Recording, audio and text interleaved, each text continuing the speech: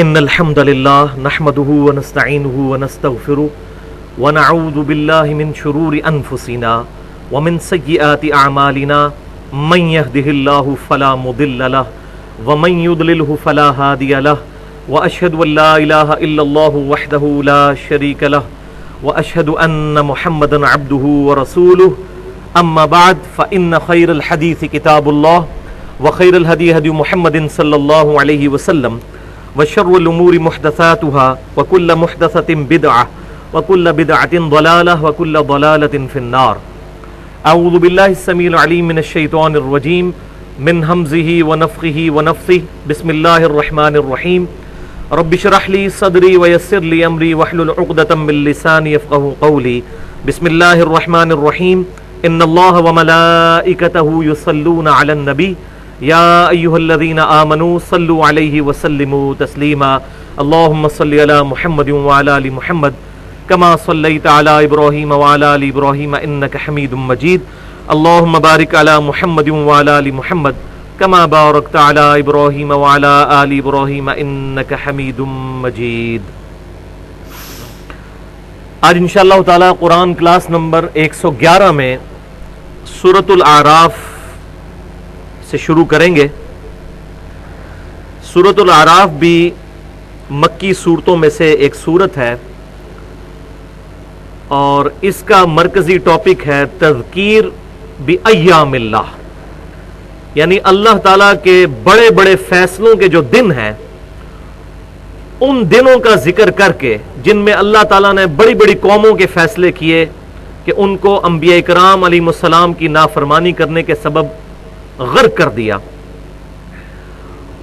ان قوموں کے واقعات سنا کر نصیحت فرمائی ہے اور اس کو شاہ ولی اللہ دہلوی رحمۃ اللہ علیہ المتوفی 1176 ہجری انہوں نے حجت اللہ البالغہ میں اس کے لیے ٹرم ڈیوائز کی ہے، وہ تذکیر بایام اللہ ہے اور اس میں الفاظ آ بھی جائیں گے، یہ قرآن پاک سے ہی انہوں نے ٹرم نکالی.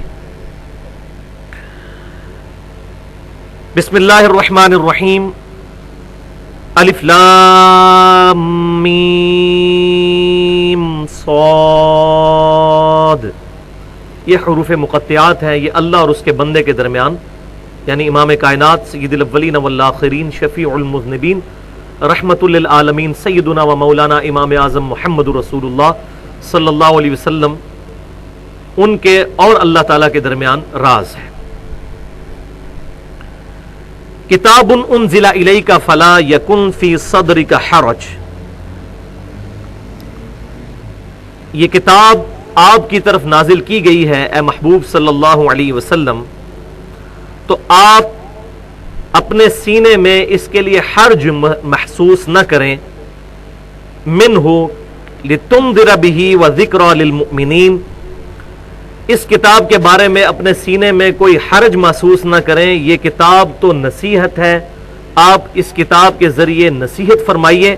وذکری للمؤمنین، اور یہ نصیحت تو نہیں ہے مگر ایمان لانے والوں کے لیے.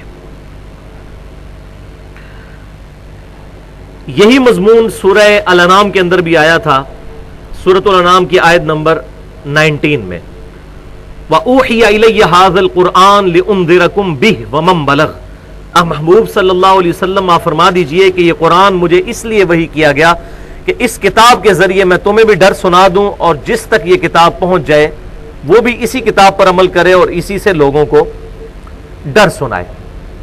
تو وہاں بھی آیا تھا وَأُوحِيَ إِلَيَّ هَذَا الْقُرْآنُ لِأُنذِرَكُمْ بِهِ، یہ وہی لفظ ہے بِهِ، لِتُنذِرَ بِهِ، کہ آپ ڈر سنا دیں اس کتاب کے ذریعے. تو یہ ہی کی ضمیر جو ہے قرآن کی طرف ہے.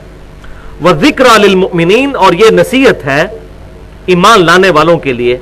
اس سے مراد ہے جن کی نیچر پرورٹڈ نہیں ہوئی ہے، جو اپنی صحیح نیچر پر ہیں، ان تک جب یہ دعوت حق پہنچے گی تو وہ اس سے نصیحت حاصل کر لیں گے. اور جو ہٹ درمی میں اڑے ہوئے ہیں ان کے لیے اس کتاب میں کوئی ہدایت نہیں ہے. تو بیسیکلی اس آیت کے اندر آپ صلی اللہ علیہ وسلم کو تسلی دی گئی ہے، کیونکہ کوئی بھی شریف النفس انسان، اور آپ صلی اللہ علیہ وسلم سے بڑھ کر کون شرافت کے مرتبے پر فائز ہو سکتا ہے، جب اسے کوئی کام سونپا جائے اور وہ کام اس طریقے سے خوش اسلوبی سے سر انجام نہ پائے تو وہ شریف شخص ہمیشہ یہ سوچتا ہے کہ شاید میرے دعوت پہنچانے میں کہیں کمی رہ گئی ہے. تو آپ صلی اللہ علیہ وسلم بھی اتنی زیادہ محنت، اب اس پس منظر میں آپ یاد رکھیں یہ بالکل ہجرت مدینہ سے پہلے کی صورت ہے، اور 13 سال آپ صلی اللہ علیہ وسلم کو محنت شاقہ کرتے ہوئے گزر چکے ہیں، اور صرف 125 بندے ایمان لے کر آئے ہیں. 2/3 قرآن نازل ہو چکا ہے، صرف 125 بندے. تو آپ صلی اللہ علیہ وسلم کو کبھی یہ گمان گزرتا تھا کہ شاید میری دعوت پہنچانے میں کوئی کمی رہ گئی ہے کہ جس کی وجہ سے کوانٹیٹیو آؤٹ پٹ سامنے نہیں آ رہی. تو وہ اللہ تعالیٰ نے فرما دیا کہ یہ کتاب ہم نے آپ کی طرف نازل کی ہے کہ آپ اس کتاب سے جن کی نیچر پرورٹڈ نہیں ہوئی ان کو ڈر سنائیں. فلا یکن فی صدری کا حرج، اور اپنے سینے میں اس کے معاملے میں کوئی حرج محسوس نہ کرے اگر کوئی اس دعوت حق کو قبول نہیں کرتا. یہی مضمون سورہ طٰہٰ میں بھی کھلتا ہے. طٰہٰ ما انزلنا علیک القرآن لتشقی الا تذکرۃ لمن یخشی. ہم نے یہ قرآن آپ صلی اللہ علیہ وسلم کے لیے پر نہیں نازل کیا مگر نصیحت کے لیے، اس کے لیے نصیحت جو کہ ڈر رکھنے والا ہے، اللہ سے خشیت رکھنے والا ہے. ما انزلنا علیک القرآن لتشقی، یہ کتاب ہم نے آپ پر اس لیے نازل نہیں کی کہ آپ مشقت میں پڑ جائیں. الا تذکرۃ لمن یخشی، یہ تو نصیحت نہیں ہے مگر اس کے لیے جو ڈر رکھتا ہے آخرت کے دن کی جواب دہی کا. اتبعوا ما انزل الیکم من ربکم، اب یہ جمع کے صیغے کے ساتھ بات ہو رہی ہے. اے لوگو پیروی کرو اس چیز کی جو نازل کی گئی ہے تمہارے رب کی طرف سے تمہاری طرف، یعنی تعویل خاص کے اعتبار سے تو یہ کتاب اللہ، اور پھر اس کی تفسیر جو صحیح الاسناد احادیث کے ذریعے امت تک پہنچی. وَلَا تَتَّبِعُوا مِن دُونِهِ اولیاء، اور مت پیروی کرو کتاب و سنت کی اس دعوت کو چھوڑ کر اور سرپرستوں کی اور اولیاء کی. اب بڑی مزے کی بات ہے، یہاں لفظ آیا اولیاء. کتاب و سنت کو چھوڑ کر اولیاء کی پیروی مت کرو. اولیاء اللہ کا ذکر نہیں آیا، صرف اولیاء کا. اس سے یہ بات پتہ چل گئی کہ قرآن کی ٹرم میں اولیاء 2 قسم کے ہیں. ایک اولیاء اللہ ہے جو اللہ کے ولی ہیں، اللہ کے دوست ہیں، اللہ کی دعوت اللہ کے بندوں تک پہنچانے والے ہیں، اور ان کے مقابلے پر ہیں اولیاء الشیطان، شیطان کے دوست. ان کی طرف اشارہ ہے پیروی کرو اس چیز کی جو تمہارے رب کی طرف سے تم پر نازل کی گئی، اور اس کے مقابلے پر وَلَا تَتَّبِعُوا مِن دُونِهِ اولیاء، مت اتباع کرو اس کے علاوہ اولیاء کی، یعنی اور جو ہستیاں کھڑی ہو گئی ہیں.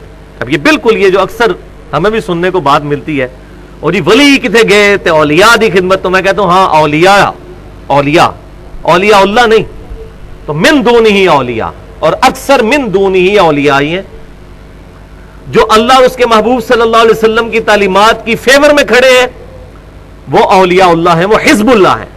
اور جو ان کی مخالفت پہ کھڑے ہیں وہ من دونہی اولیاء ہیں، اس کو چھوڑ کر اور پشت پناہ. قلیلا ما تذکرون، لیکن بہت ہی کم تم نصیحت حاصل کرتے ہو. وَكَم مِّن قَرْيَةٍ أَهْلَكْنَاهَا، اور کتنی ہی بستیاں تھی جو ہم نے ہلاک کر دیں. اب یہ دیکھیں، اب ذکر شروع میں ہی شروع ہو گیا، تذکیر بِأَيَّامِ اللہ، اللہ کے بڑے بڑے جو فیصلے کے دن ہیں ان کو یاد کروا کے آخرت کی جواب دہی کا خوف لوگوں کے دلوں میں ڈالا جا رہا ہے. کتنی ہی بستیاں ایسی تھیں کہ جن کو ہم نے ہلاک کر ڈالا. فَجَاءَهَا بَأْسُنَا بَيَاتًا أَوْ هُمْ قَائِلُونَ، پس ان پر ہمارا عذاب آ گیا اس حالت میں کہ وہ رات کے وقت تھے یا دن کے وقت قیلولہ کر رہے تھے، سوئی ہوئی حالت میں تھے. یہ قیلولہ کا لفظ اردو میں بھی استعمال ہوتا ہے.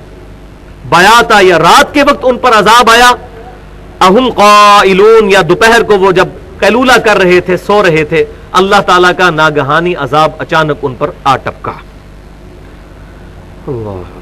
فما کان دعواہم اذ جاءہم بأسنا، پس ان کی اس کے سوا کوئی اور چیخو پکار نہیں تھی جبکہ ہمارا عذاب ان پر آ ٹپکا، الا ان قالوا انا كنا ظالمین، ہاں مگر یہ کہ انہوں نے اس وقت پھر پکارا کہ بے شک ہم ہی ظالم ہیں، ہم ہی راہ حق سے ہٹنے والے ہیں، ہم ہی عدل کی جو ٹریک ہے اس کو چھوڑنے والے ہیں۔ اور سب سے بڑا ظلم کیا ہے؟ شرک، ان الشرک لظلم عظیم، اللہ کی ہر نافرمانی ایک ظلم ہے۔ کسی شے کو اپنی اصلی جگہ سے ہٹا کر کسی اور جگہ پر رکھ دینا، اس کو عربی میں کہتے ہیں ظلم۔ آگے آ بھی جائے گا، آدم علیہ السلام کی دعا اسی صورت میں، ربنا ظلمنا انفسنا، اے رب ہمارے ہم نے اپنی جانوں پر ظلم کیا۔ تو جب کبھی بھی ہمارا عذاب آیا کسی پر تو آخری وقت میں ان کی چیخو پکار سوائے اس کے کچھ نہیں تھی کہ ہم ہی ظالم ہیں۔ لیکن آخری وقت میں مانا تو کیا مانا؟ بخاری اور مسلم کی متفق علیہ حدیث ہے کہ موت کے غرغرے سے پہلے پہلے توبہ قبول ہے۔ اسی طریقے سے صحیح بخاری میں حدیث ہے، صلی اللہ علیہ وآلہ وسلم نے ارشاد فرمایا کہ قرب قیامت سے پہلے ایک دفعہ سورج مغرب سے طلوع ہوگا۔ اب یہ بہت بڑی قیامت کی نشانی ظاہر ہوگی، تو آپ صلی اللہ علیہ وآلہ وسلم نے ارشاد فرمایا کہ بس اس سورج کے طلوع ہونے کے بعد مغرب سے، اس کے بعد جو بندہ توبہ کرے گا اس کی توبہ قبول نہیں ہوگی، اس سے پہلے پہلے۔ اسی طریقے سے موت کے غرغرے سے پہلے پہلے توبہ ہے، اور جب عذاب کے آثار نمایاں ہو جائیں، قیامت کے آثار کسی پر نمایاں ہو جائیں، اس کے بعد توبہ نہیں۔ صحیح مسلم کی حدیث ہے، جس پر موت آئی اس کی قیامت قائم ہو گئی، کیونکہ قیامت کی پہلی منزلوں میں سے، آخرت کی پہلی منزلوں میں سے قبر ہے، پہلی منزل۔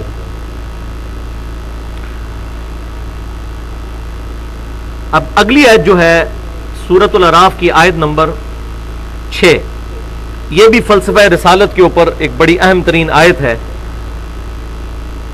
فَلَنَسْأَلَنَّ الَّذِينَ اُرْسِلَ إِلَيْهِمْ، ہم ضرور پوچھیں گے ان سے جو بھیجے گئے تھے،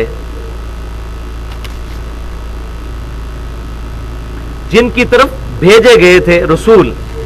وَلَنَسْأَلَنَّ الْمُرْسَلِينَ، اور ہم ضرور پوچھیں گے رسولوں سے بھی۔ کیا پوچھیں گے؟ کہ تم نے ہماری دعوت لوگوں تک پہنچائی کہ نہ پہنچائی۔ لوگوں سے بھی پوچھا جائے گا اور انبیاء کرام علیہ السلام سے بھی پوچھا جائے گا۔ ظاہر ہے کہ دونوں کی رسپانسبلٹی ہے۔ اگر کسی تک دعوت نہیں پہنچی تو اللہ تعالیٰ کی بارگاہ میں اپنا عذر پیش کر سکتا ہے، لیکن جس تک دعوت پہنچ گئی رسولوں کی، تو اب قیامت والے دن اللہ کے اوپر اس کی کوئی حجت نہیں رہے گی۔ اس پہ ڈیٹیل سے تقریباً 2 گھنٹے کی میں گفتگو آلریڈی کر چکا ہوں، مسئلہ نمبر 38 کے نام سے فلسفہ رسالت پہ۔ بہرحال یہاں پر ایک اہم ترین آیت جو سورۃ المائدہ کی 67 نمبر آیت ہے، سورۃ المائدہ آیت نمبر 67 نکال لیجئے۔ بسم اللہ الرحمن الرحیم، یہ آپ کے بلو والے قرآن پاک میں 120 نمبر صفحے پر ہے، جہاں سے نیا رکوع شروع ہو رہا ہے، سینٹر سے آگے۔ یا ایھا الرسول بلغ ما انزل الیک من ربک، اے رسول صلی اللہ علیہ وسلم پہنچا دیجئے ہر وہ شے جو نازل کی گئی ہے آپ کے رب کی طرف سے آپ پر۔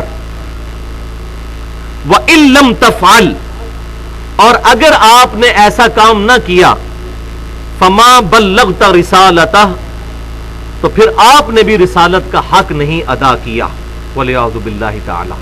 اب یہ سمجھانے کے لیے ہے تاکہ انسانوں کو بھی اس کی کرٹیکلٹی کا اندازہ ہو جائے کہ اللہ تعالیٰ کے نزدیک توحید کی دعوت کتنی اہمیت رکھتی ہے، کہ اے اللہ کے رسول صلی اللہ علیہ وسلم جو ہم نے آپ کی طرف نازل فرمایا آپ وہ پہنچا دیجئے لوگوں تک بالکل اسی طریقے سے من وعن، اور اگر بالفرض آپ نے یہ دعوت نہیں پہنچائی تو پھر آپ نے بھی رسالت کا حق ادا نہیں کیا، وَلِعَوْذُ بِاللَّهِ تَعَالَى۔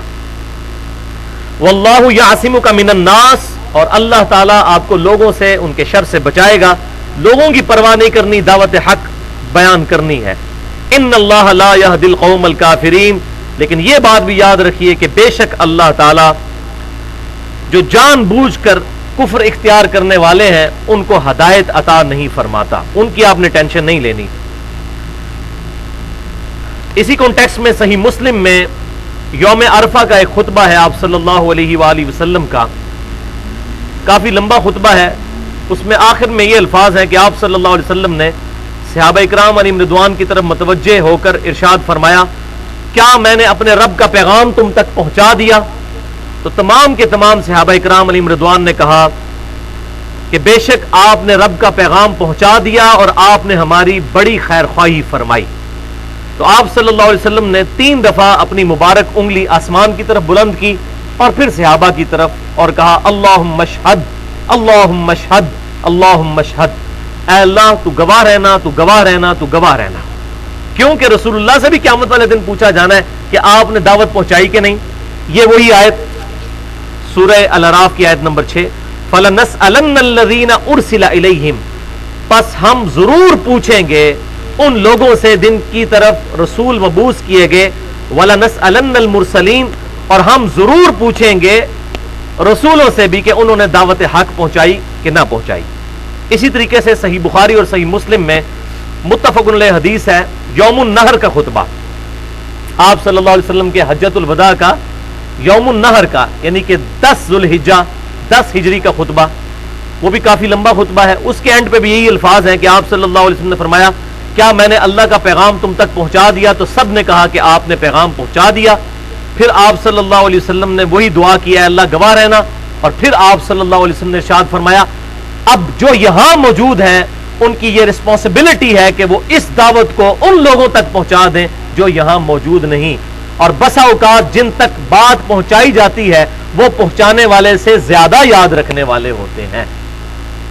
اللہ اکبر۔ اسی کانٹیکسٹ میں 2 لیکچر ہیں میرے، مسئلہ نمبر 7 کے نام سے حاضر و ناظر سے متعلق فرقہ وارانہ نظریات کا تحقیقی جائزہ، کیونکہ انہی آیات کو سہارا بنایا گیا ہے کہ قیامت والے دن رسول اللہ صلی اللہ علیہ وسلم امت پر گواہی دیں گے، اور اس لیے گواہی دیں گے کہ آپ صلی اللہ علیہ وسلم حاضر و ناظر ہیں۔ تو اس میں جو شبہات ہیں ان کو میں نے کلیئر کیا ہے۔ اور دوسرا ہے مسئلہ نمبر 55A، علم لدنی سے متعلق نظریات کا تحقیقی جائزہ، کہ بعض لوگوں کا یہ نظریہ ہے کہ رسول اللہ صلی اللہ علیہ وسلم نے کچھ خاص چیزیں خاص لوگوں کو عطا فرمائیں جو امت کو عام نہیں بتائیں، اور اس کو وہ علم لدنی کہتے ہیں۔ اس پہ میری 1.25 گھنٹے کی گفتگو ہے کہ ایسی کوئی بات نہیں جو آپ صلی اللہ علیہ وسلم نے امت تک نہ پہنچائی ہو، ورنہ تو اس آیت کے تحت جو سورۃ المائدہ کی آیت نمبر 67 ہے کہ اگر آپ نے ہمارا پیغام امت تک نہیں پہنچایا تو آپ نے رسالت کا فریضہ ہی ادا نہیں کیا۔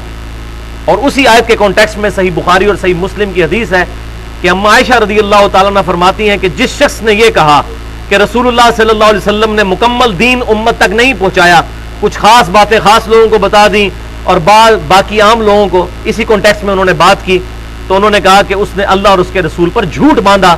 چاہو تو قرآن پڑھ لو، یا ایھا الرسول بلغ ما انزل الیک من ربک، اے اللہ کے رسول پہنچا دیجئے ہر وہ بات جو اللہ نے آپ کی طرف نازل فرمائی، اور اگر آپ نے یہ دعوت نہ پہنچائی تو آپ نے بھی پھر رسالت کا فریضہ ادا نہ کیا۔ والعیاذ باللہ تعالی۔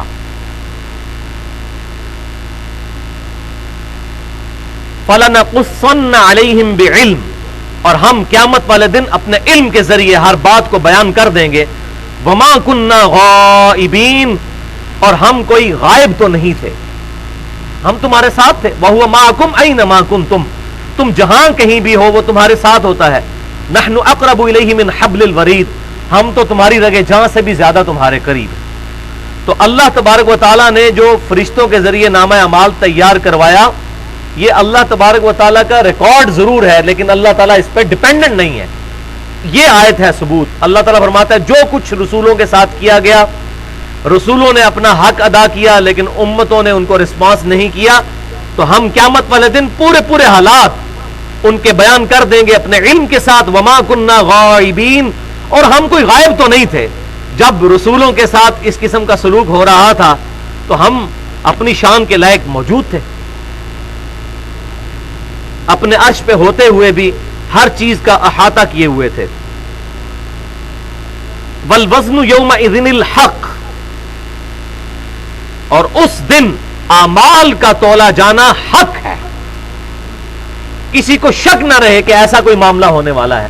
اعمال ضرور قیامت والے دن تولے جائیں گے, لیکن یہ کوئی صرف مارکیٹ نہیں سجی ہوگی, بلکہ ان اعمال کے تولنے پر فیصلے ہونے والے ہیں. اور وہی بات ساتھ آ گئی, فمن ثقلت موازینہ فاولئک هم المفلحون. تو جن کے نامہ اعمال وزنی ہوں گے, جن کے اعمال میں نیکیاں زیادہ ہوں گی, وہی لوگ فلاح پانے والے ہوں گے. ومن خفت موازینہ, اور جن کے ترازو ہلکے ہو جائیں گے, فاولئک الذین خسروا انفسهم, تو وہ لوگ ہوں گے کہ جنہوں نے اپنی جان کو خود خسارے میں ڈال دیا. بما كانوا بآیاتنا یظلمون, بسبب اس کے کہ وہ ہماری آیات کے ساتھ ناانصافی کیا کرتے تھے. ناانصافی کی دو شکلیں ہیں.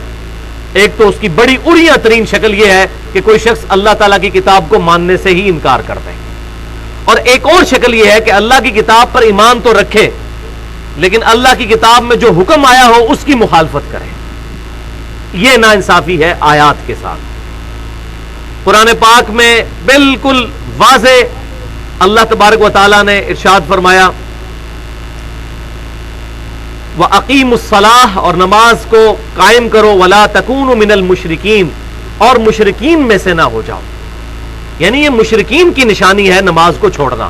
اور صحیح مسلم میں کتاب الایمان میں شروع میں یہ حدیث ہے کہ آپ صلی اللہ علیہ وسلم نے ارشاد فرمایا کہ بندے کے کفر اور اسلام کے درمیان, بندے کے شرک اور اسلام کے درمیان فرق نماز ہے. اب جو شخص نماز چھوڑتا ہے, بنیادی فرض چھوڑتا ہے, تو وہ اللہ تعالیٰ کی آیات کے ساتھ ناانصافی کر رہا ہے, ماننے کے باوجود اس پر عمل نہیں کر رہا. وَلِعَوْذُ بِاللَّهِ تَعَالَى. اچھا, یہاں سے ایک طرف ایک اور ترازو کی طرف بھی اشارہ ہوتا ہے انہی آیات میں. دنیا میں بھی دو قسم کے ترازو ہوتے ہیں. ایک ترازو وہ ہوتا ہے جس کے ایک پلڑے میں وہ جو سٹینڈرڈ وزن ہے 1 کلو گرام یا 2 کلو گرام رکھا جاتا ہے, اور دوسرے پلڑے میں جو چیز تولی جا رہی ہے اس کو رکھا جاتا ہے. اس کو ہم میزان کہتے ہیں. اگر اس طرح کا کوئی میزان ہے تو ظاہر ہے کہ جس کی نیکیوں کے پلڑے وزنی ہوں گے وہ قیامت والے دن امن والی زندگی میں ہوگا, اور جس کے نیکیوں کا پلڑا ہلکا ہو جائے گا تو وہ شخص جو ہے قیامت والے دن اللہ تعالیٰ کے عذاب کا مستحق ہوگا. وَلِعَوْذُ بِاللَّهِ تعالیٰ. اور دوسرا, دنیا میں ایک اور بھی ترازو استعمال ہوتا ہے جسے سپرنگ بیلنس کہتے ہیں. اس میں کوئی وزن نہیں رکھا جاتا بلکہ اس میں ایک نیڈل ہوتی ہے جس سے چیز لٹکائی جاتی ہے. وہ نیڈل جو ہے انڈیکیٹ کر دیتی ہے اس کا وزن کتنا ہے. تو عین ممکن ہے کہ اس طرح کا کوئی میزان ہو, کیونکہ ہو رہا ہے کہ جس کے وزن زیادہ ہوں گے اس کے لیے تو فلاح ہے, اور جس کا وزن ہلکا پڑ جائے گا تو وہ کم بھی ہو سکتا ہے. ظاہر ہے کہ ایک سٹینڈرڈ اللہ نے مارک کیا کہ اتنا اس کا وزن ہونا چاہیے, اس سے کم ہو گیا تو اللہ تبارک و تعالی قیامت والے دن اس کے ساتھ وَلِعَوْذُ بِاللَّهِ تعالی عذاب کا معاملہ فرمائے گا. اس سے ایک اور بات بھی کلیئر ہوگی کہ قیامت والے دن نیکیاں گنی نہیں جائیں گی بلکہ تولی جائیں گی. یہ بڑی اہم بات ہے, کیونکہ اخلاص اگر کسی شخص میں زیادہ ہے اس کی تھوڑی نیکیاں بھی زیادہ وزن رکھ سکتی ہیں. اسی طریقے سے کچھ چیزیں تو آپ صلی اللہ علیہ وسلم نے بالکل ہمیں واضح کر کے بتا دی. بخاری اور مسلم کی متفق علیہ حدیث ہے کہ آپ صلی اللہ علیہ وسلم نے ارشاد فرمایا کہ جماعت کے ساتھ نماز پڑھنا بغیر جماعت کے پڑھی ہوئی نماز کے مقابلے پر 27 گنا زیادہ ثواب رکھتی ہے. اب تو نماز تو دونوں نے پڑھ لی, فجر کی نماز ایک بندے نے جماعت کے ساتھ پڑھی, ایک نے بغیر جماعت کے. نماز دونوں نے پڑھی, فرض دونوں نے ادا کیا, لیکن میزان عمل پر جماعت کے ساتھ پڑھی ہوئی نماز کا وزن 27 گنا زیادہ ہو جائے گا. تو قیامت والے دن نیکیاں تولی جائیں گی, گنی نہیں جائیں گی. ہو سکتا ہے کسی کی نیکیاں کم ہو لیکن اس کا وزن زیادہ ہو جائے. خوش اسلوبی کے ساتھ, اخلاص کے ساتھ, محبت اور پیار کے ساتھ کیے ہوئے اعمال کا ثواب بے دلی کے ساتھ کیے ہوئے اعمال سے بڑھ جائے. اللہ اکبر. وَلَقَدْ مَكَّنَّاكُمْ فِي الْأَرْضِ, اور اے لوگو یقیناً اس دنیا میں ہم نے ہی تمہیں آباد کیا. وَجَعَلْنَا لَكُمْ فِيهَا مَعَائِشَ, اور اس میں زندہ رہنے کے لیے جو اسباب تھے وہ بھی تمہیں مہیا کر دیے. قَلِيلًا مَا تَشْكُرُونَ, لیکن تم بہت ہی کم شکر گزاری کرتے ہو. اب ہونا تو یہ چاہیے تھا کہ جس اللہ نے ہمیں اس دنیا میں نعمتوں سے نوازا اور یہاں رہنے کے لیے اسباب مہیا کیے، اس کے رسپانس میں ہم اپنے رب کی نافرمانی نہ کرتے. اور اس کو میں ایک جملہ بولا کرتا ہوں کہ جس اللہ نے ہمیں جو جو نعمتیں دی ہیں ان نعمتوں کے ساتھ کم از کم اس اللہ کی نافرمانی نہیں ہونی چاہیے. اللہ نے آنکھ دی تو آنکھ کا شکر یہ ہے کہ پھر آنکھ سے اللہ کی نافرمانی نہ ہو. زبان دی تو زبان سے پھر اللہ کی نافرمانی نہ ہو. ہاتھ دیے تو ہاتھ سے پھر اللہ کی نافرمانی نہ ہو. یہ ہے اس کی نعمتوں کا شکر. تو اللہ تبارک و تعالیٰ نے اس زمین پر بسنے والے جتنے انسان ہیں ان کے لیے معاش کا معاملہ فرما دیا ہے.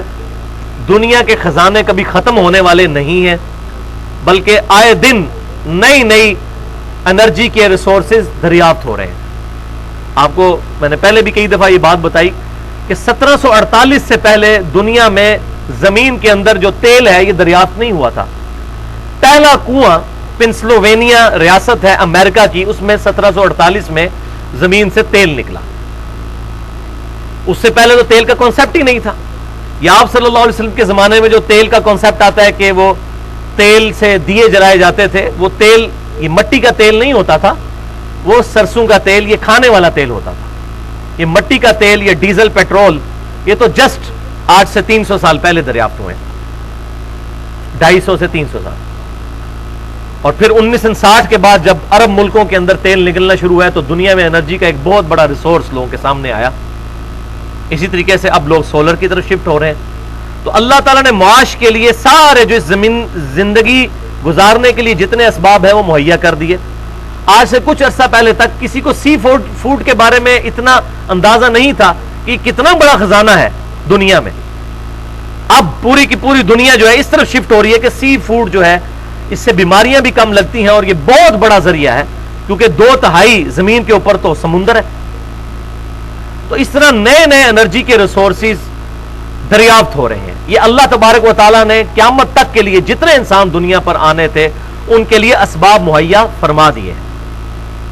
اسی طریقے سے ہر سال امریکہ جو ہے وہ پیسیفک اوشن میں بحر الکاہل میں ملینز آف ٹن گندم جو فالتو پیدا ہوتی ہے امریکہ میں وہ ضائع کر دیتا ہے، صرف اس لیے کہ انٹرنیشنل مارکیٹ میں گندم کی قیمت نیچے نہ آ جائے.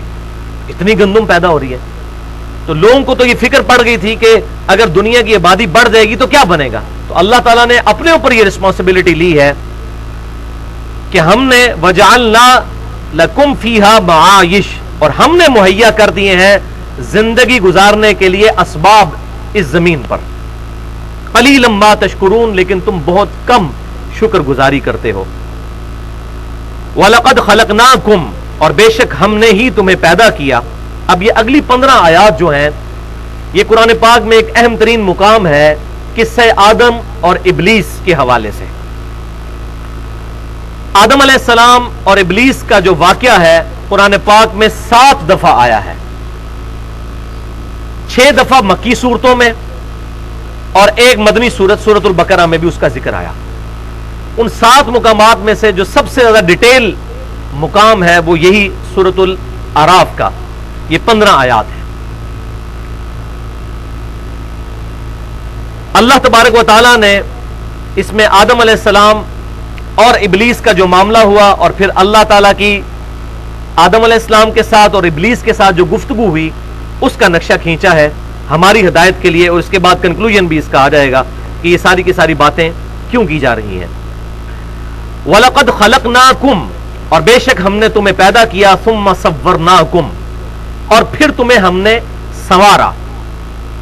دنیا میں بھی جب بھی کوئی بلڈنگ بنائی جاتی ہے پہلا اس کا سٹرکچر کھڑا کیا جاتا ہے پہلے، اس کے بعد اس کو سنوارا جاتا ہے. تو اللہ تعالیٰ نے بھی انسان کا ایک سٹرکچر بنایا، پھر اس کو اس کی نوک پلک بالکل درست کی، اس کو صحیح شکل دی. ثُمَّ قُلْنَا لِلْمَلَائِكَةِ اسْجُدُوا لِآدَمَ، اور پھر ہم نے حکم فرمایا فرشتوں کو کہ آدم کو سجدہ کرو.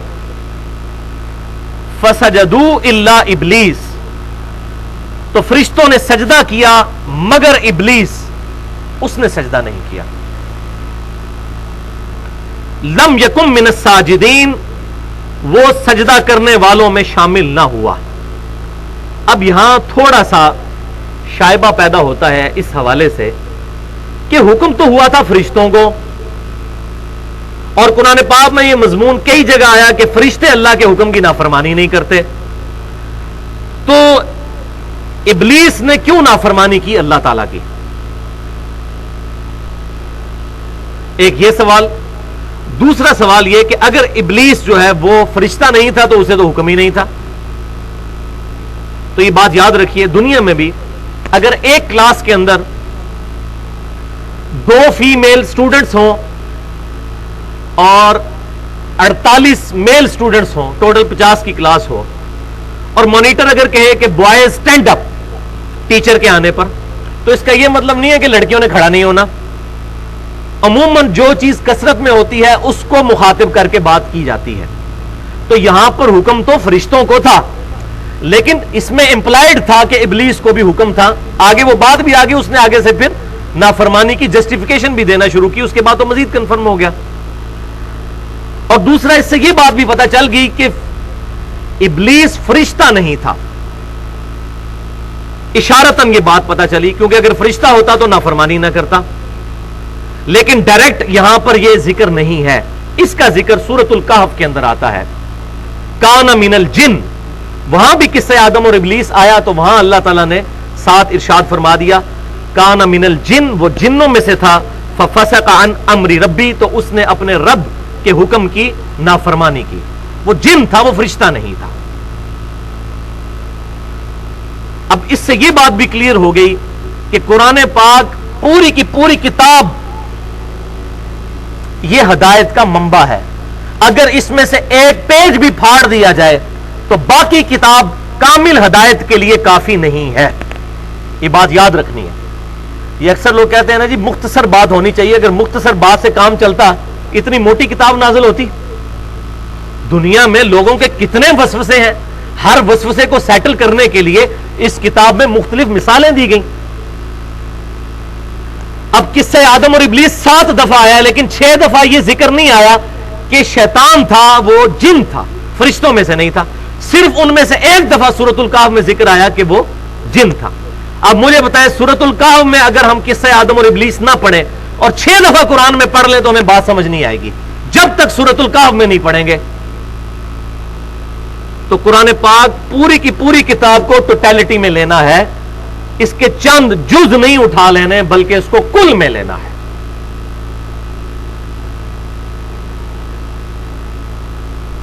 تو سب نے سجدہ کیا الا ابلیس, مگر ابلیس,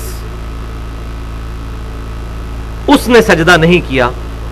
لم یکم من الساجدین, وہ سجدہ کرنے والوں میں شامل نہ ہوا. اب اللہ تعالیٰ نے اس سے گفتگو فرمائی, لیکن یہ بات یاد رکھیے گا اللہ اور ابلیس کی گفتگو یہ اس طرح نہیں ہے جس طرح ہم اور آپ بات کرتے ہیں. یہ متشابہات ہیں, اس کی کیفیت نہیں بتائی گئی.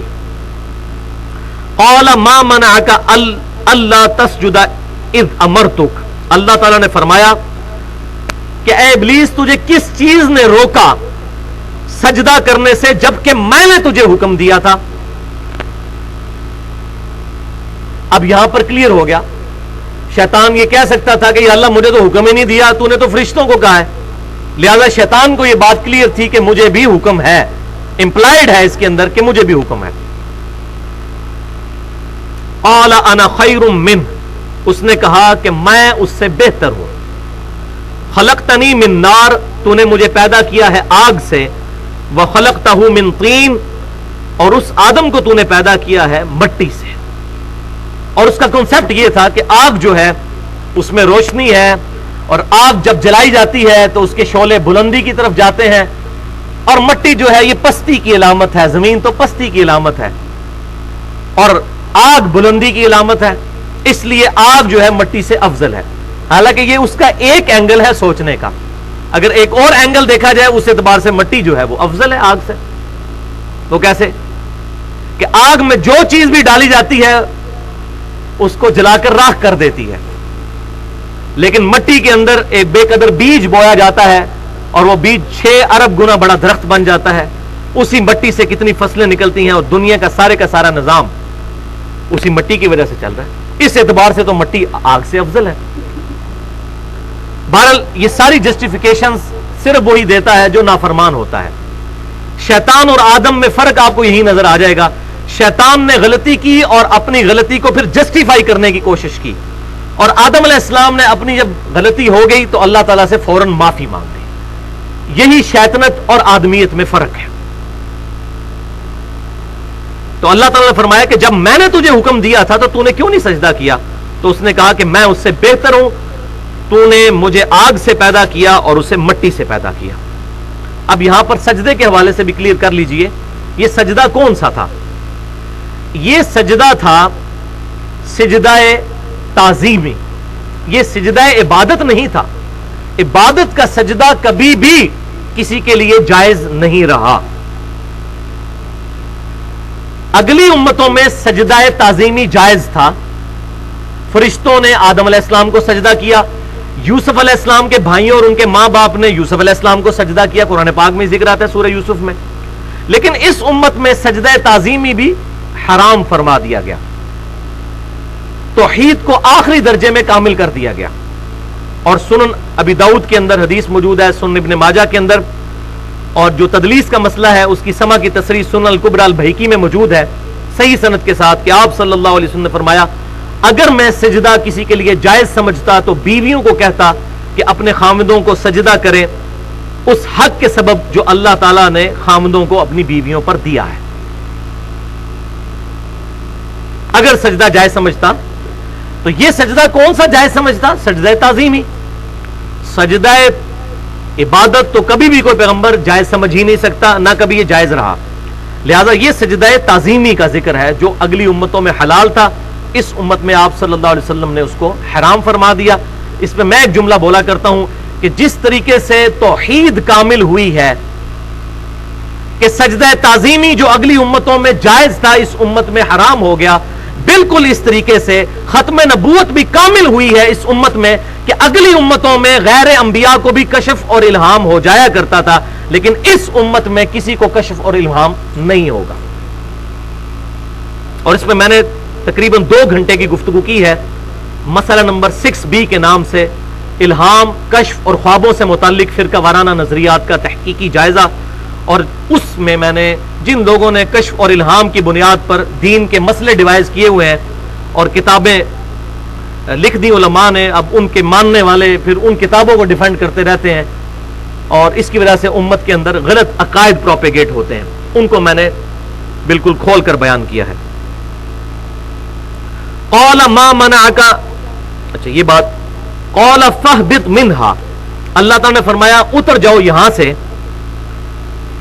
فما یکون لک ان تتکبر فیہا, تیرے لیے یہ مناسب نہیں ہے کہ یہاں پر رہتے ہوئے تو تکبر کرے. اللہ کے حضور رہتے ہوئے اب تکبر کرے, یہاں سے نیچے اتر جا. فخرج انک من الصاغرین, یہاں سے نکل جا, اب تو ذلیل و خوار کیے ہوئے لوگوں میں شامل ہو گیا ہے. والعیاذ باللہ تعالی. قال انظرنی الی یوم یبعثون, الی یوم یبعثون, وہ کہنے لگا اے اللہ مجھے مہلت دے دے اس دن تک کے لیے کہ جس دن لوگوں کو دوبارہ مرنے کے بعد زندہ کیا جائے گا. قال انک من المنظرین, اللہ تعالیٰ نے فرمایا بے شک تجھے مہلت دے دی گئی. اب اس نے آگے ایک جملہ بولا ہے, یہ بڑا اہمیت کا حامل ہے, خصوصاً ہمیں اپنے دشمن کو پہچاننے کے لیے ہمارے شفیق پروردگار نے اس کا یہ جملہ قرآن میں نقل کر دیا تاکہ ہم اس کی اس چال سے بچ جائیں. جب اللہ تعالیٰ نے فرمایا میں نے تجھے مہلت دے دی ہے قیامت کے دن تک کے لیے, تجھے موت نہیں آئے گی قیامت تک. قال فبما اغویتنی, وہ کہنے لگا اے اللہ جس طرح تو نے مجھے گمراہ کر دیا ہے. اب دیکھیں اپنی اکڑ کا وبال اپنے رب پر ڈال رہا ہے. یہ ہمارے لوگ بھی اکثریت یہی کرتے ہیں, نماز نہیں پڑھتے تو کہتے ہیں نہیں توفیق ہی نہیں, جدو اللہ توفیق دے گا تو نماز پڑھ لیں گے. حالانکہ توفیق تو اللہ نے دی ہوئی ہے, جس کی عقل کام کرتی ہے, ہاتھ پاؤں چلنے کے قابل ہے, اس کو توفیق تو ملی ہوئی ہے. توفیق نہ ملنا تو یہ ہے کہ کسی کی عقل ہی کام نہ کرے اور جب اذان ہو تو وہ شخص اپنے ہاتھ پاؤں اپنی مرضی سے ہلا کر مسجد تک نہ پہنچ سکے تو ہم کہیں گے اس سے توفیق چھین لی. توفیق تو ہر شخص کو اللہ تعالیٰ نے دی ہے, ورنہ تو معاذ اللہ اللہ تعالیٰ پر ظلم لازم آئے گا اگر اللہ تبارک و تعالیٰ کسی سے توفیق چھین لے، توفیق تو اس نے دی ہوئی ہے. تو کہنے لگا کہ جس طرح تو نے مجھے گمراہ کر دیا، اب گمراہ تو وہ خود ہوا تھا، اب اس کا کہنے کا مطلب تھا کہ نہ تو مجھے اس آزمائش میں ڈالتا اور نہ میں اس آزمائش میں ناکام ہوتا. تو اس طرح انسان بھی اگر قیامت والے دن یہی بات کرے کہ یا اللہ نہ تو مجھے پیدا کرتا اور نہ ایسا معاملہ ہوتا، ولیعوذ باللہ. اب یہ بھی ممکن تھا کہ اللہ تعالیٰ اسے فوراً نکال دیتا، لیکن اللہ تعالیٰ نے اس سے اس کی غلطی کی صفائی پیش کرنے کی بھی اس کو اجازت دی کہ بتا تو نے ایسا کیوں کیا. اس وقت بھی اس کے پاس موقع تھا کہ وہ پلٹ آتا تو خود گمراہ ہوا، لیکن اس نے کہا کہ اے اللہ جس طرح تو نے مجھے گمراہ کر دیا، آج راندہ بارگاہ کر دیا، لَأَقْعُدَنَّ لَهُمْ صِرَاطَكَ الْمُسْتَقِيمَ، میں ضرور بیٹھ جاؤں گا لوگوں کو گمراہ کرنے کے لیے صراط مستقیم پر. اللہ اکبر. ثُمَّ لَآتَيْنَاهُمْ مِنْ بَيْنِ أَيْدِيهِمْ، پھر میں ان کو بہکانے کے لیے ان کے آگے سے آؤں گا، وَمِنْ خَلْفِهِمْ، اور ان کے پیچھے سے، وَعَنْ إِيمَانِهِمْ، اور ان کی دائیں طرف سے، وَعَنْ شِمَائِلِهِمْ، اور ان کی بائیں طرف سے. وَلَا تَجِدُ أَكْثَرَهُمْ شَاكِرِينَ، اور تو اکثریت کو پھر شکر گزار نہیں پائے گا، اکثریت کو تو میں تیرے راستے سے بہکا دوں گا. وَلِعَوْذُ بِاللَّهِ تَعَالَى. اب اس نے یہ بات بالکل کلیئر کٹ کر دی کہ میں صراط مستقیم پر بیٹھ جاؤں گا اور آگے سے پیچھے سے دائیں سے بائیں سے گمراہ کروں گا، صراط مستقیم پر نہیں چلنے دوں گا لوگوں کو. اس کی صحیح ایکسپلینیشن اس حدیث سے ہوتی ہے جو مسند امام احمد میں صحیح سند کے ساتھ موجود ہے. اس کا ایک ترک سنن ابن ماجہ میں بھی ہے لیکن وہ ضعیف ہے. مسند امام احمد میں صحیح سند کے ساتھ حدیث ہے کہ آپ صلی اللہ علیہ وسلم نے ایک دفعہ زمین پر ایک سیدھی لکیر کھینچی اور پھر آپ صلی اللہ علیہ وسلم نے اس کے دائیں اور بائیں چند ٹیڑھی لکیریں کھینچی، جس کو ہم آج کی ماڈرن فلسفی میں فش بون ڈایاگرام کہتے ہیں، کہ مچھلی کی جو ڈھانچہ ہوتا ہے اس شکل میں ایسے ایک لائن اور اوپر بھی یوں لائن ہے ٹیڑھی اور یوں نیچے بھی ٹیڑھی لائن ہے. فش بون ڈایاگرام آپ صلی اللہ علیہ وسلم نے بنائی.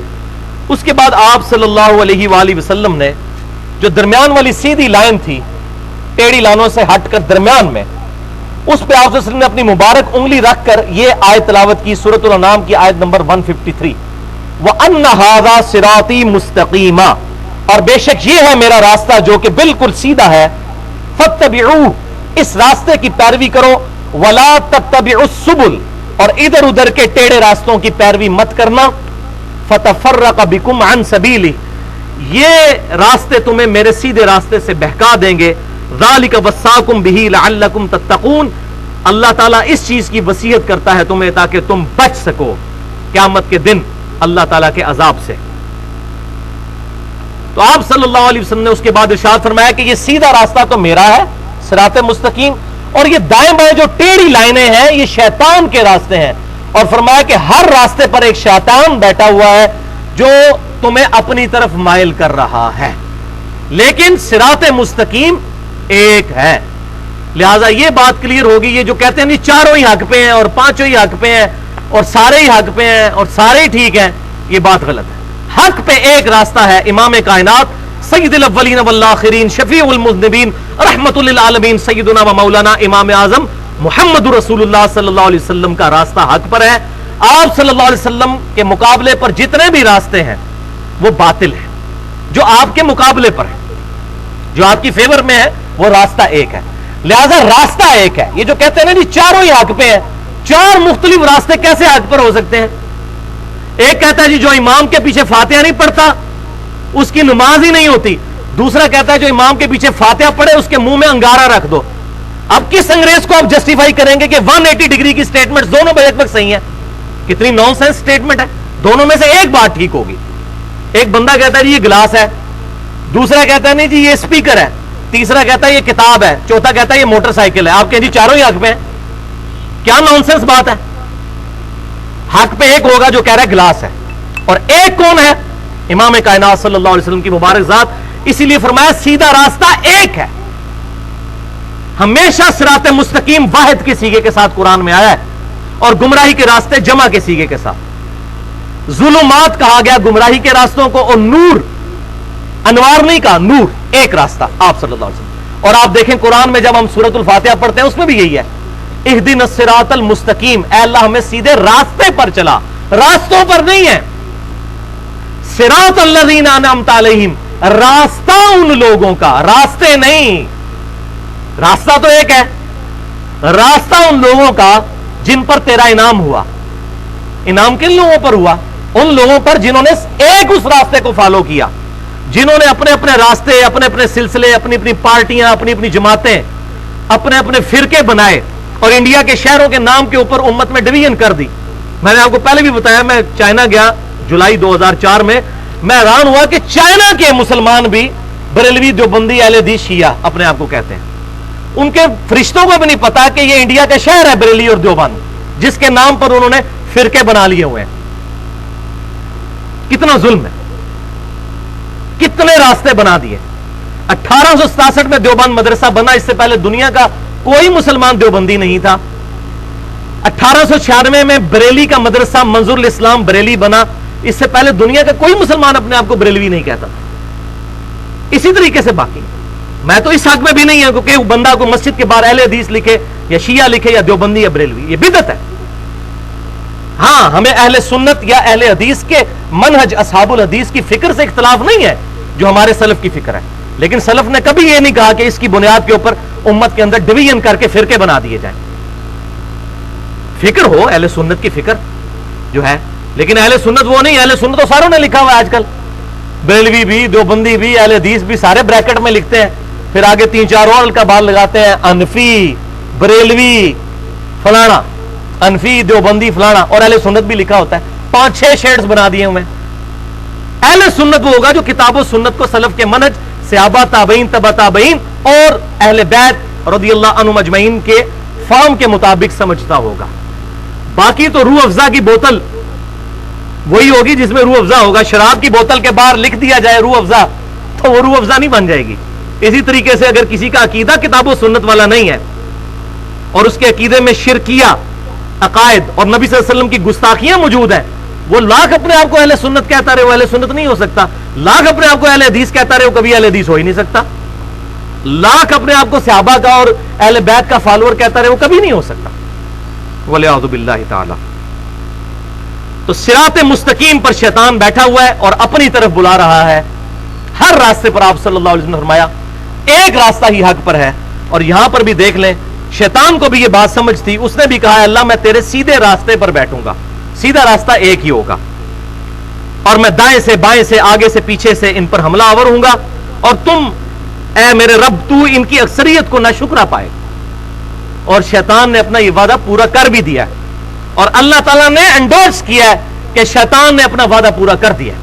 وہ ہے سورہ سبا کی آیت نمبر ہے 20، پارہ نمبر 22 کے اندر آپ کا جو بلو قرآن پاک ہے اس میں پیج نمبر نکال لیں 431، آیت نمبر 20 ہے، اس میں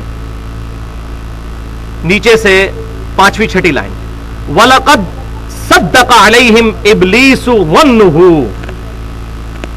اور بے شک سچ کر دکھایا ابلیس نے اپنا گمان۔ کون سا گمان؟ جو اس نے کہا تھا کہ میں اکثریت کو تیرے راستے سے بہکا دوں گا۔ ابھی نظر آ رہا ہے کہ اکثریت تو بہکی ہوئی ہے۔ 1.75 billion Christians on the face of earth اللہ تعالیٰ کے بارے میں غلط عقیدہ رکھتے ہیں اور عیسیٰ علیہ السلام کے بارے میں ڈیوینٹی کلیم کرتے ہیں۔ 2.25 ارب عیسائی، یہ تو عیسائی ہیں، مسلمانوں میں کتنی گمراہیاں آ چکی ہیں۔ تو اللہ تعالیٰ نے فرمایا بے شک سچ کر دکھایا ابلیس نے اپنا وہ گمان، فَاتَّبَعُوهُ، تو سب کے سب ہی اس کی پیروی کر گئے، إِلَّا فَرِيقًا مِّنَ الْمُؤْمِنِينَ، ہاں مگر ایک مومنین کا گروہ ہے، بہت تھوڑے لوگ کہ جو اس کے راستے پر نہیں چلے۔ وَمَا كَانَ لَهُ عَلَيْهِمْ مِّن سُلْطَانٍ، اور شیطان کا ان پر کچھ زور نہیں تھا، إِلَّا لِنَعْلَمَ مَن يُؤْمِنُ بِالْآخِرَةِ مِمَّنْ هُوَ مِنْهَا فِي شَكٍّ، مگر یہ کہ اللہ تعالیٰ نے یہ جانچنا چاہا کہ کون ہے جو آخرت پر ایمان لاتا ہے اور کون شک میں مبتلا ہے۔ یعنی اللہ تعالیٰ فرمایا ہم نے کسی شیطان کو یہ زور نہیں دیا کہ ٹینجیبل فارم میں کسی کو برائی کے راستے پر چلائے۔ آج تک ہمارے آباء و اجداد میں کبھی کوئی واقعہ رپورٹ نہیں ہوا کہ کوئی بندہ نماز پڑھنے کے لیے مسجد میں جا رہا اور شیطان آگے آ جائے میں تمہیں مسیت ہی نہیں وڑن دینا. کبھی ایسا نہیں ہوگا کہ شیطان فزیکل فارم میں سامنے آ جائے کہ میں تمہیں مسجد میں جانے نہیں دوں گا. شیطان کی دعوت انٹلیکچوئل دعوت ہوتی ہے. تو اللہ تعالیٰ نے فرمایا ہم نے شیطان کو یہ زور نہیں دیا تھا کہ وہ ان پر زبردستی کر لے, ہو ہی نہیں سکتا. لیکن اللہ تعالیٰ نے یہ جانچنے کے لیے معاملہ کیا کہ کون آخرت پر یقین رکھتا ہے اور کون شک میں مبتلا ہے. وَرَبُّكَ عَلَىٰ كُلِّ شَيْءٍ حَفِيظٌ, اور تیرا رب ہر شے پر حفاظت فرمانے والا ہے. ہر چیز اللہ تعالیٰ کے علم میں ہے. اللہ تعالیٰ نے ہر چیز کو اپنے ڈیوائن وزڈم سے گھیرا ہوا ہے. تو یہ شیطان نے اپنا وعدہ پورا کر دکھایا. اور یہ جو میں نے بات کی, یہاں تو یہ بات آئی کہ اکثر لوگوں کو اس نے گمراہ کر دیا, اور ساتھ ہی اللہ تعالیٰ نے فرما دیا ہم نے زور کوئی نہیں تھا رکھا شیطان کا بندوں پر. اسی مضمون کو مزید کھول کر سورہ ابراہیم کی آیت نمبر 22 میں پارہ نمبر 13 کے اندر اپنے بلو قرآن پاک کا پیج نمبر 259 نکال لیں. شروع میں ہی یہ آیت ہے, چوتھی پانچویں لائن میں, کہ شیطان کو زور کسی انسان پر نہیں. یہ کانسیپٹ کلیئر کریں. اکثر لوگ کہتے ہیں جی اللہ کے نیک بندوں پہ شیطان کا زور نہیں چلتا. تو بھائی اگر نیک بندوں پر چلتا نہیں ہے اور بروں پر چلتا ہے تو پھر تو یہ ہم پہ ناانصافی توپی گئی ہے. شیطان کا زور کسی پہ نہیں چلتا, وہ زبردستی کر ہی نہیں سکتا. میں اکثر مثال دیتا ہوں کہ اگر گورنمنٹ آف پاکستان یہ اناؤنسمنٹ کرے کہ جو بندہ فجر کی نماز پہلی صف میں ادا کرے گا اس کو فی نماز 5000 روپیہ دیا جائے گا, دنیا کے سارے شیطان اکٹھے ہو جائیں, شیطان کا باپ بھی آ جائے آپ کو فجر کی نماز سے نہیں روک سکتا, 5000 روپیہ ملے گا نا. اب شیطان کدھر گیا, اس کا زور کدھر گیا؟ یہ اندر کا شیطان ہے, ہمارے اندر کی خباثت ہے جو ہم سہارا لیتے ہیں. شیطان تو صرف برائی کی طرف بلاتا ہے. صحیح مسلم میں حدیث ہے ابن آدم کا جب بھی کوئی بچہ پیدا ہوتا ہے ایک شیطان اور ایک فرشتہ اس کے ساتھ اٹیچ ہو جاتا ہے. فرشتہ اس کو نیکی کی طرف بلاتا ہے, شیطان برائی کی طرف. یہ ہم خود ہوتے ہیں جو برائی کی دعوت قبول کرتے ہیں, ورنہ ہر برائی سے پہلے ہمیں اندر سے ایک آواز آتی ہے کہ بھئی یہ غلط ہو رہا ہے. اسی لیے میں کہتا ہوں ہالی ووڈ کی فلم کے اینڈ پہ بھی ہمیشہ سچ کی جیت دکھائی جاتی ہے. آج تک دنیا میں کوئی فلم نہیں بنی کہ جس کے اینڈ پہ جھوٹ کی جیت اور سچ کی شکست دکھائی جائے. یہ ہماری نیچر میں چیز موجود ہے کہ سچ کو جیتنا چاہیے اور جھوٹ کو ہارنا چاہیے. دنیا میں ہر انسان اپنی نیچر کی وجہ سے یہ بات سمجھتا ہے کہ جھوٹ بولنا بری چیز ہے, سچ بولنا اچھی چیز ہے. کسی کو دھوکہ دینا بری چیز ہے, کسی کے ساتھ خیر خواہی کرنا اچھی چیز ہے. کسی کو قتل کرنا بری چیز ہے, کسی کی جان بچانا اچھی چیز ہے. کتابیں نہ بھی ہوں, انبیاء کرام علیہ السلام کی دعوت نہ بھی موجود ہو, ہماری انسٹنکٹ میں, ہماری جبلت میں اللہ تعالیٰ نے یہ بات ڈال دی. تو یہ آیت سورہ ابراہیم کی یہ بالکل وہ فلسفہ کلیئر کرے گی جو بالکل غلط کانسیپٹ لوگوں میں آ گیا. یہ مسکنسیپشن دور کر لیں.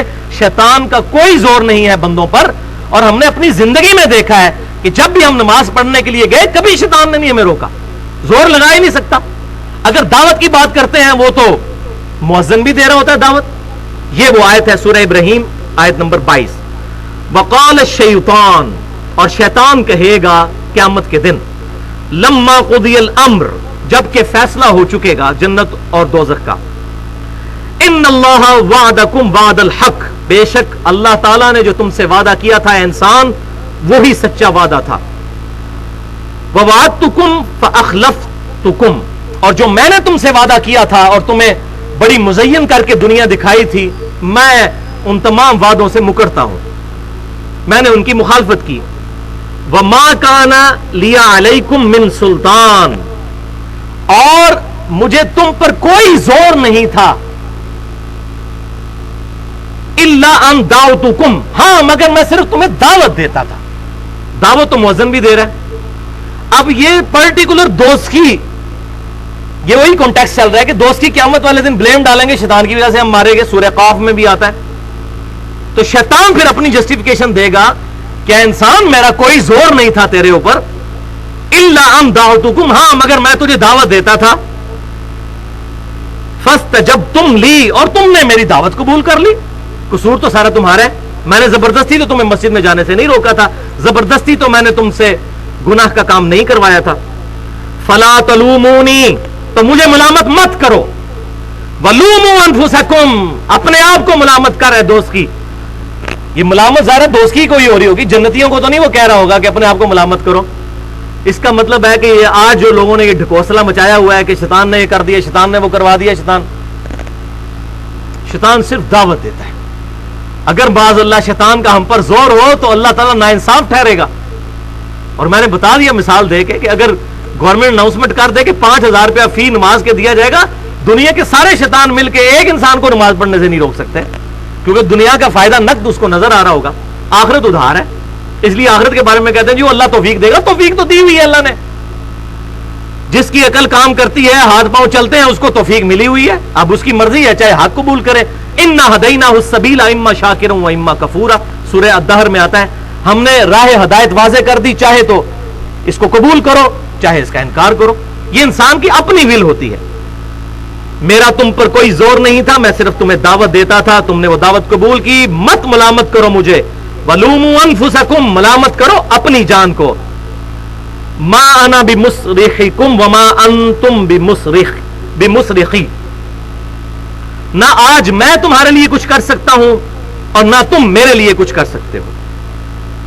انی کفرت بما اشرکتمونی من قبل، اور میں انکار کرتا ہوں اس سے پہلے جو تم کفر کیا کرتے تھے، میں اس سے بری ہوتا ہوں، میں نے کوئی ایسا کام نہیں کیا. ان الظالمین لہم عذاب علیم، بے شک ظالموں کے لیے ہے دردناک عذاب. یہ دیکھ لیں جناب، قرآن کا فلسفہ بالکل ڈیفرنٹ ہے اور ہمارے معاشرے میں جو اللہ تعالیٰ کے بارے میں کانسیپٹ ہے وہ بالکل ڈیفرنٹ ہے. تو یہاں پر یہ کانسیپٹ بھی کلیئر ہو گیا کہ شیطان کو ٹینجیبل فارم میں کسی پر زور نہیں ہے، بلکہ انسان خود اس کی دعوت کو قبول کر لیتا ہے.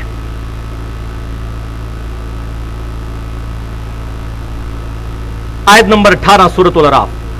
قال اخرج منها مذءوما مدحورا، اللہ تعالیٰ نے فرمایا یہاں سے راندہ بارگاہ ہو کر، ذلیل و خوار ہو کر نکل جا. لمن تبعک منہم، تو جس نے بھی پیروی کی ان میں سے تیری، یعنی تو کہہ رہا ہے نا کہ میں سب کو گمراہ کر دوں گا، تو جن لوگوں نے بھی یا شیطان تیری پیروی کی، لَأَمْلَأَنَّ جَهَنَّمَ مِنْكُمْ أَجْمَعِينَ، تو میں تم سب کے سب لوگوں سے، شیطان اور اس کے فالوور سے دوزخ کو بھر دوں گا. وَلِعَوْذُ بِاللَّهِ تَعَالَى. اب یہ بھی بڑا خطرناک معاملہ ہے. اللہ تعالیٰ نے اپنے بندے کی کوئی گارنٹی نہیں لی. اب ہونا تو یہ چاہیے تھا، دنیا کی مثال سے میں آپ کو یہ بات سمجھاتا ہوں. دنیا میں کوئی بہت بڑا بادشاہ ہو اور اس کے نوکر چاکر ہوں، اور کوئی باہر سے بندہ یہ کوشش کرے کہ اس بادشاہ کے جو نوکر چاکر ہیں یا اس کے خاص بندے ہیں ان کو نقصان پہنچانے کی کوشش کرے، ان کو ورگلانے کی کوشش کرے، تو بادشاہ تو ان کی حفاظت کرے گا کہ میں تکنا میرے بندے نو کون ہاتھ لاندا ہے، میں دیکھتا ہوں میرے بندوں کو کون ہاتھ لگاتا ہے. دنیا کا چھوٹا سا چودھری بھی مان نہیں ہے. لیکن اللہ تعالیٰ نے کیا فرمایا؟ یہ نہیں فرمایا کہ میں دیکھتا ہوں میرے کن بندوں کو تو ورگلاتا ہے.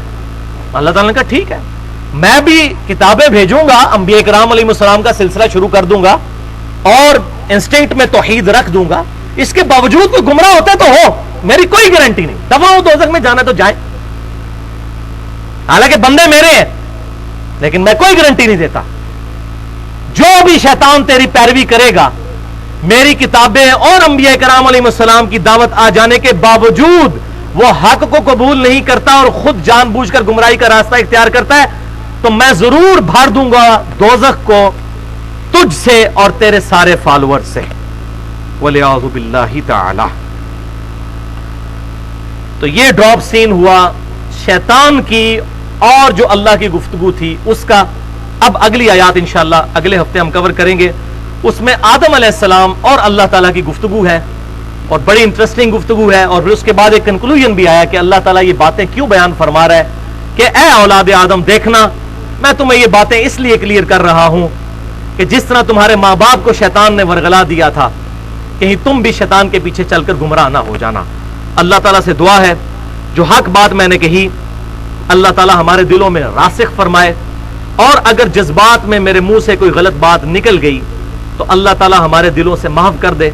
ہمیں کتاب و سنت کی تعلیمات کو فرقہ واریت کی لعنت سے بالاتر ہو کر اجماع کو حجت مانتے ہوئے صحابہ، تابعین، تبع تابعین اور اہل بیت رضی اللہ عنہم اجمعین کے منہج کے مطابق لوگوں تک پہنچانے کی توفیق عطا فرمائے۔ سبحانک اللہم و بحمدک، اشہد ان لا الہ الا انت، استغفرک و اتوب الیک، وما علینا الا البلاغ المبین۔